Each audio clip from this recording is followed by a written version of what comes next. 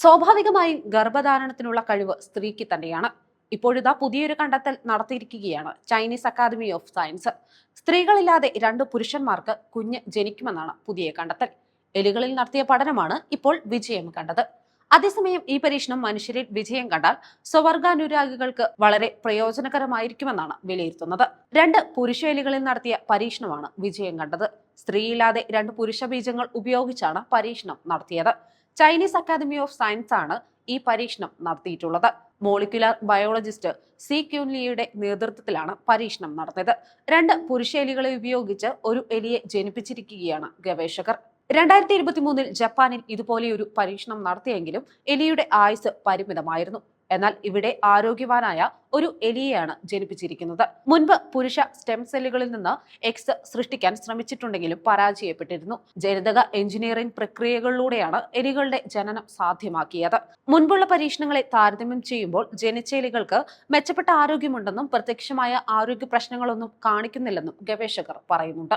അതേസമയം ഈ പരീക്ഷണത്തിൽ നിർമ്മിച്ച 90% ഭ്രൂണങ്ങളും പ്രായോഗികമല്ലെന്ന് പഠനം പറയുന്നു. അതിനാൽ മനുഷ്യനിൽ പരീക്ഷിക്കുന്നതിന് മുൻപ് വിജയനിരക്കിൽ കാര്യമായ പുരോഗതി ആവശ്യമാണ്. 2004 ജപ്പാനിൽ 2 പെൺ എലികളെ ഉപയോഗിച്ച് ഇത്തരത്തിൽ പരീക്ഷണം ചെയ്തിട്ടുണ്ട്. എന്നാൽ അതും വിജയം കണ്ടിരുന്നില്ല. ഒരു പെണ്ണെലിയിൽ നിന്നെടുത്ത പൂർണ്ണതയെത്താത്ത അണ്ഡം അഥവാ ഓസൈറ്റിൽ നിന്ന് ജീനുകൾ വേർതിരിച്ചെടുക്കുകയാണ് ഈ പരീക്ഷണത്തിനായി ആദ്യം ചെയ്യുന്നത്. ശേഷം ഒരു പുരുഷേലിയിൽ നിന്ന് ബീജം ഈ അണ്ടത്തിലേക്ക് കടത്തിവിടുകയും അത് ഭ്രൂണത്തിന് മൂലകോശങ്ങൾ സൃഷ്ടിക്കാൻ തുടങ്ങുകയും ചെയ്യുന്നു. ഈ മൂലകോശങ്ങൾ മറ്റൊരു ആണെലിയിൽ നിന്നുള്ള ബീജം ഉപയോഗിച്ച് മറ്റൊരു അണ്ടത്തിലേക്ക് കടത്തിവിടുകയും ഇത് ബീജസങ്കലനം നടന്ന് ഭ്രൂണമായി മാറുകയും ചെയ്യുന്നു. ഇത്തരത്തിലുള്ള ഭ്രൂണങ്ങൾ 2 ആണെലികളുടെ DNA വഹിക്കുന്നുണ്ടെന്നാണ് പഠനം തെളിയിച്ചത്. എന്നാൽ ഈ പ്രക്രിയയിലെ പ്രശ്നങ്ങൾ ഏഞ്ചൽമാൻ സിൻഡ്രോം പോലുള്ള വൈകല്യങ്ങളിലേക്ക് നയിച്ചേക്കാമെന്നും കണ്ടെത്തലുണ്ട്. അതേസമയം ഇതിലെ വെല്ലുവിളി എന്തായിരുന്നുവെന്ന് വെച്ചാൽ ആദ്യ പരീക്ഷണത്തിൽ ഇത്തരത്തിലുണ്ടായ ഭ്രൂണങ്ങൾ ഗർഭാവസ്ഥയിൽ തന്നെ നശിച്ചുപോയി.